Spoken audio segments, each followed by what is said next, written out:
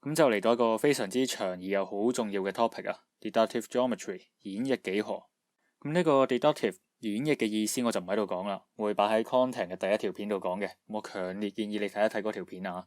咁我印象中我以前學呢個 topic 嘅時候呢，係覺得有啲難嘅，因為一嚟我又擺得唔夠多心機啦，二嚟呢就係某啲位真係需要腦筋急轉彎嘅，我又轉得唔夠快喎。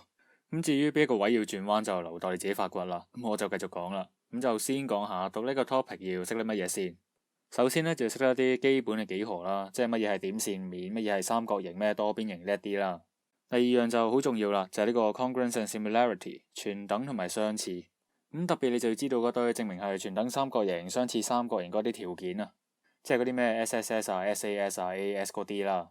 咁一開始講過啦，呢個 topic 就非常之重要嘅。咁個原因就因為你喺呢個 topic 咧會學到好多好基礎嘅幾何定理啊，而且咧呢個 topic 學嘅一啲 solve 問題嘅技巧咧，日後都會經常用到嘅。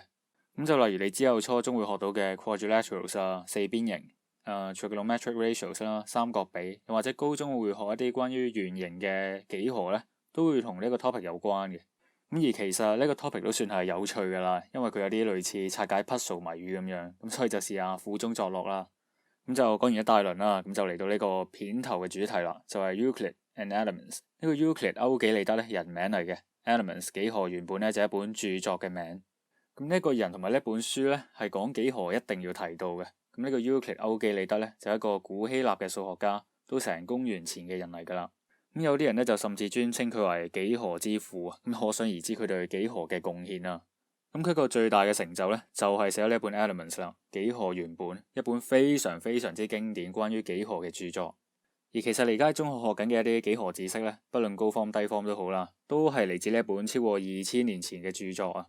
咁呢一個 Elements 幾何原本咧，全套就由13卷組成嘅，由呢個平面幾何啦到立體幾何，甚至連一啲基本數論都有涵蓋到嘅。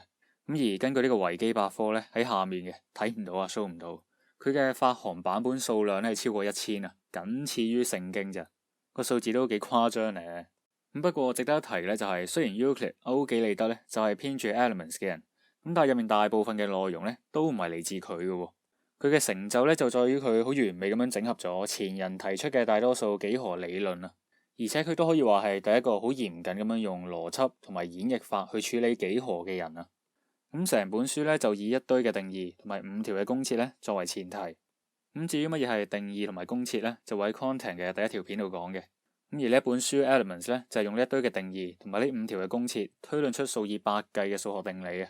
咁而呢5條嘅公設咧，其實有個非常之有趣嘅故事嘅，特別係第5嘅呢一個。咁不過就唔會而家講嘅，就會留喺呢個 topic 嘅 add-on 片再講啦。